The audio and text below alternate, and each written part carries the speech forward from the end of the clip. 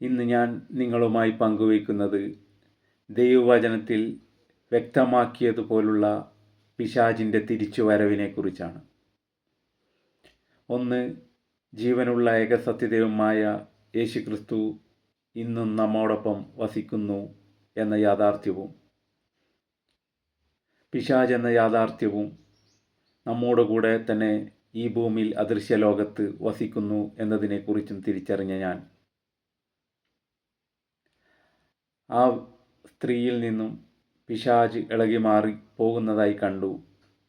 അതിനുശേഷം ആ സ്ത്രീയുടെ ഭർത്താവ് ഗൾഫിലേക്ക് പോവുകയും അതിനുശേഷം ഞാൻ എൻ്റെ ഭവനത്തിലേക്ക് തിരികെ വരികയും ഈ കാര്യങ്ങളെല്ലാം എൻ്റെ ഭാര്യയോടും എൻ്റെ അമ്മയോടും മറ്റു വ്യക്തികളോടുമെല്ലാം ഞാൻ പങ്കുവച്ചു. എന്നാൽ എൻ്റെ ഭാര്യ പറഞ്ഞു, അവർ മുസ്ലിം സ്ത്രീ ആയതുകൊണ്ടായിരിക്കാം ഇത്തരത്തിൽ സംഭവിച്ചത് എന്ന്. എനിക്കതിയായ സന്തോഷം, എങ്ങനെയാണ് എൻ്റെ ഭാര്യയെ പറഞ്ഞ് മനസ്സിലാക്കേണ്ടത് എന്ന്, ഈ ദൈവിക രഹസ്യം എങ്ങനെയാണ് എൻ്റെ ഭാര്യയെ പറഞ്ഞ് മനസ്സിലാക്കേണ്ടത് എന്ന് ചിന്തിച്ചിരിക്കുകയായിരുന്നു. അങ്ങനെ ഒരു ദിവസം സെക്കൻഡ് സാറ്റർഡേ ഞാൻ ഈ ബ്രദറെ ഭവനത്തിലേക്ക് വിളിക്കുകയും സെക്കൻഡ് സാറ്റർഡേ എൻ്റെ ഭാര്യയ്ക്ക് അവധിയായതിനാൽ തന്നെ ഭാര്യയെയും അമ്മയുടെ സഹോദരിമാരെ വിളിക്കുകയും ചെയ്തു, വല്യമ്മമാരെയും ആൻറ്റിമാരെയും ഒക്കെ. ഭവനത്തിൽ പ്രാർത്ഥിക്കുന്നതിന് മുമ്പ് ബ്രദർ എന്നെ വിളിച്ചു പറഞ്ഞു, പിശാച് ഇളകി മാറിയ ആ മുസ്ലിം സ്ത്രീയെ കൂടി വിളിച്ചോളൂ നിങ്ങൾ, എന്നാൽ മുസ്ലിം സ്ത്രീ പറയുമ്പോൾ നിങ്ങൾക്കൊരു സാക്ഷ്യമാവുകയില്ലേ എന്ന് പറഞ്ഞു. അപ്പോൾ ഞാൻ ആ സ്ത്രീയെ വിളിച്ചു. അവരുടെ ഭർത്താവ് ഗൾഫിൽ പോയിരുന്നു. അപ്പോൾ ആ സ്ത്രീ പറഞ്ഞു, ഞാൻ നാളെ വരാമെന്ന്, എൻ്റെ മകൻ എന്നെ കൊണ്ടാക്കാമെന്ന് പറഞ്ഞിരുന്നുവെന്ന്. സന്ധ്യയായപ്പോൾ ഞാൻ വാട്സപ്പ് എടുത്ത് നോക്കി. ആ സ്ത്രീയുടെ വാട്സപ്പിൽ സ്റ്റാറ്റസ് ഇട്ടിരിക്കുന്നത് അല്ലാഹു ആണ് വലിയവൻ എന്നാണ്. ഞാൻ ചിന്തിച്ചു, ജീവനുള്ള ഏക സത്യദൈവമാണ് യേശുക്രിസ്തു എന്ന് തിരിച്ചറിഞ്ഞ ഈ വ്യക്തി ഇത്ര പെട്ടെന്ന് മാറിയോ? പിന്നീട് ഞാൻ ചിന്തിച്ചു, അവർ മുസ്ലിം സമൂഹത്തിൽ നിൽക്കുന്നത് കൊണ്ട് അവരെ ബുദ്ധിമുട്ടിക്കണ്ട എന്ന് കരുതി ചിലപ്പോൾ സ്റ്റാറ്റസ് മാത്രം ഇട്ടതായിരിക്കുമെന്ന്. എന്തായാലും പിറ്റേ ദിവസം ആ സ്ത്രീ ഭവനത്തിൽ വന്നു. ബ്രദർ പ്രാർത്ഥനയും വചനം വായിച്ച് വ്യാഖ്യാനിച്ച് പ്രാർത്ഥനയും കഴിഞ്ഞ് പോകാനിരിക്കുമ്പോൾ, എല്ലാവരുടെയും തലയിൽ കൈവച്ച് പ്രാർത്ഥിക്കാൻ പോകുമ്പോൾ, ആ സ്ത്രീ വീണ്ടും കുതറിമാറി എൻ്റെ ഭവനത്തിലെ ഒരു റൂമിൽ കയറുകയും വലിച്ച് റൂം അടക്കുകയും ചെയ്തു. ആ സ്ത്രീയിൽ വീണ്ടും പിശാച് പ്രവേശിച്ചിരിക്കുന്നു. പിന്നീട് യേശു നാമത്തിൽ വചനം വെച്ച് പാമ്പുകളുടെയും തേളുകളുടെയും ശത്രുവിൻ്റെ സകല ശക്തിയുടെയും മീതെ ചവിട്ടി നടക്കാൻ യേശു ക്രിസ്തുവിൽ വിശ്വസിക്കുന്ന ഏതൊരു വ്യക്തിക്കും അധികാരമുണ്ട്. അത് നാം വിശ്വസിച്ച് അത് പ്രയോഗിക്കുമ്പോൾ മാത്രമേ യേശുനാമത്തിലുള്ള ശക്തി വെളിപ്പെടുകയുള്ളൂ. ബ്രദർ യേശുനാമത്തിൽ ബന്ധിച്ച് ബഹിഷ്കരിച്ചപ്പോൾ ആ സ്ത്രീയിൽ നിന്ന് പിശാച് ഇളകി മാറുകയും ആ സ്ത്രീ വിടുതൽ പ്രാപിച്ച് വീണ്ടും സന്തോഷത്തോടെ ആ റൂമിൽ നിന്ന് പുറത്തു വരികയും ചെയ്തു. ഇതിൽ നിന്ന് നാം മനസ്സിലാക്കുന്നത്, ദൈവവചനത്തിൽ വ്യക്തമായും പറഞ്ഞിട്ടുണ്ട്, ഒരു വ്യക്തിയിൽ നിന്നും പിശാചിനെ മോചിപ്പിച്ച് കളച്ച് ബഹിഷ്കരിച്ച് കളഞ്ഞു കഴിഞ്ഞാൽ ആ വ്യക്തി യേശുവാണ് ഏകരക്ഷകനും ഏക കർത്താവും ജീവനുള്ള ഏക സത്യദൈവമെന്ന് മനസ്സിലാക്കി യേശുവിനെ മാത്രം ആരാധിച്ചും യേശുവിനെ മാത്രം മഹത്വപ്പെടുത്തിയും യേശുവാണ് ഏക സത്യദൈവമെന്ന് മനസ്സിലാക്കിയും ജീവിക്കുമ്പോൾ മാത്രമാണ് പിശാചിൽ നിന്നും വിടുതൽ ലഭിക്കുന്നത്. ആ വ്യക്തി മറ്റൊരു പ്രാർത്ഥനയും ചെയ്യാതെ, അല്ലെങ്കിൽ മറ്റു പ്രാർത്ഥനകളിലേക്ക്, മറ്റ് ദൈവ സങ്കല്പങ്ങളിലെ പ്രാർത്ഥനകളിലേക്ക് പോകുമ്പോൾ യഥാർത്ഥത്തിൽ ജീവനുള്ള ഏക സത്യദൈവം ആ വ്യക്തിയിൽ നിന്ന് പോവുകയും അവിടെ പിശാച് പ്രവേശിക്കുകയുമാണ് ചെയ്യുന്നത്. ദൈവവചനത്തിൽ വ്യക്തമായും പറയുന്നു, ഒരു വ്യക്തിയിൽ നിന്നും പിശാച് പോയി കഴിഞ്ഞാൽ അത് അലഞ്ഞ് തിരിഞ്ഞ് നടക്കുകയും ആ വ്യക്തിയെ തന്നെ പിന്നീട് വന്ന് പരിശോധിക്കുമ്പോൾ അവിടെ ജീവനുള്ള ഏക സത്യദൈവമായ യേശു ക്രിസ്തു ഇല്ലായിരുന്നെങ്കിൽ അവർ ആ പിശാച് പോയി അതിനേക്കാൾ 7 ഇരട്ടി ശക്തിയുള്ള പിശാചുക്കളുമായി ആ വ്യക്തിയിൽ വന്ന് വാസം ചെയ്യുമെന്ന്. ആ വ്യക്തിയുടെ സ്ഥിതി ആദ്യത്തെ സ്ഥിതിയേക്കാൾ വളരെ മോശമായ അവസ്ഥയായിരിക്കുമെന്ന് ദൈവവചനം വ്യക്തമായും പറയുന്നു.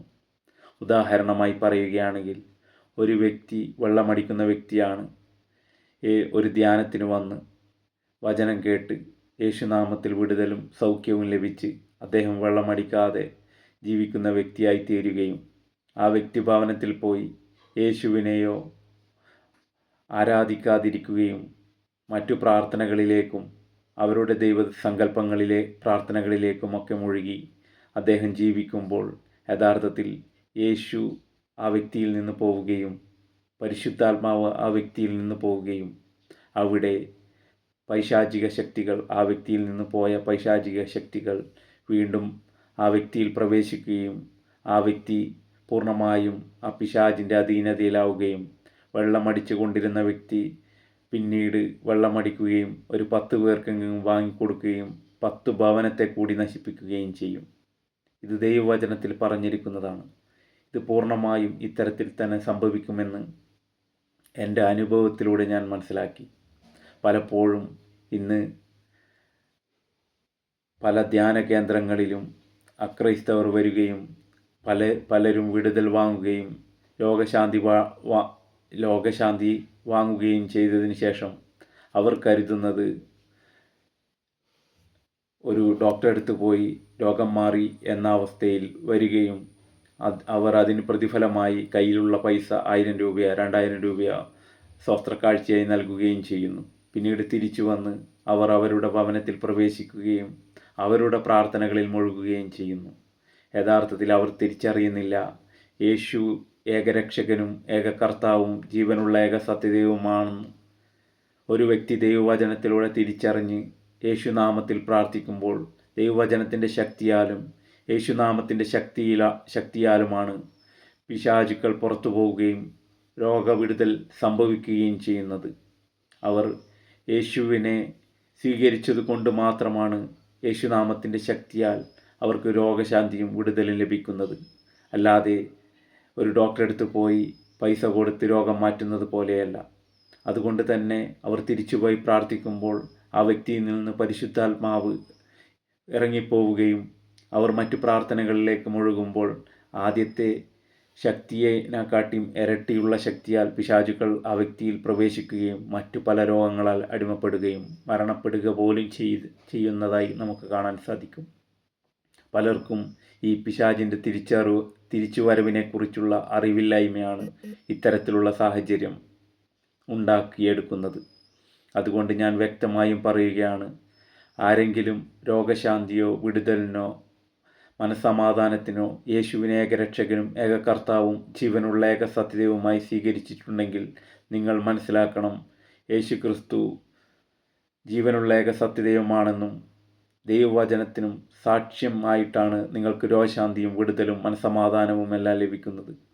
നിങ്ങൾ എല്ലായ്പ്പോഴും യേശുവിനെ മാത്രം ആരാധിക്കുകയും സ്തുതിക്കുകയും പുകഴ്ത്തുകയും ചെയ്യുമ്പോൾ മാത്രമാണ് ഈ സമാധാനവും ഈ രോഗശാന്തിയും ഈ വിടുതലുമെല്ലാം നിങ്ങളിൽ നിലനിൽക്കുന്നത്. നിങ്ങളെപ്പോഴാണോ യേശുവിനെ ഉപേക്ഷിക്കുന്നത് ആ അവസരത്തിൽ തന്നെ തക്കം പാർത്തിരിക്കുന്ന പിശാചുക്കൾ നിങ്ങളെ ആക്രമിക്കും. അദൃശ്യ ലോകത്താണ് ഇവയൊക്കെ സംഭവിക്കുന്നതെങ്കിലും നിങ്ങൾക്ക് സംഭവിച്ചു കഴിഞ്ഞു എന്ന് മനസ്സിലാക്കണമെങ്കിൽ നിങ്ങളുടെ സമാധാനം പോയിട്ടുണ്ടാവും, നിങ്ങൾക്ക് രോഗങ്ങൾ വന്നിട്ടുണ്ടാവും, നിങ്ങൾ ബന്ധനത്തിലായിട്ടുണ്ടാവും. എന്നാൽ പലരും ഈ ബന്ധനം എന്തെന്ന് തിരിച്ചറിയാതെ ആ ബന്ധനത്തെ സന്തോഷപൂർവ്വം സ്വീകരിക്കുന്ന അവസ്ഥയാണ് നമുക്കിന്ന് കണ്ടുവരുന്നത്.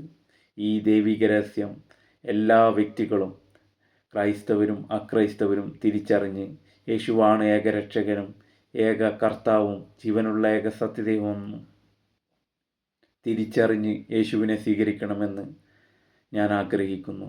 യേശുവെ, അതിനുള്ള കൃപാവരം ഓരോ വ്യക്തികൾക്കും ലഭിക്കുമാറാകട്ടെ. യേശുവെ നന്ദി, യേശുവെ സ്തുതി, യേശുവെ ആരാധന.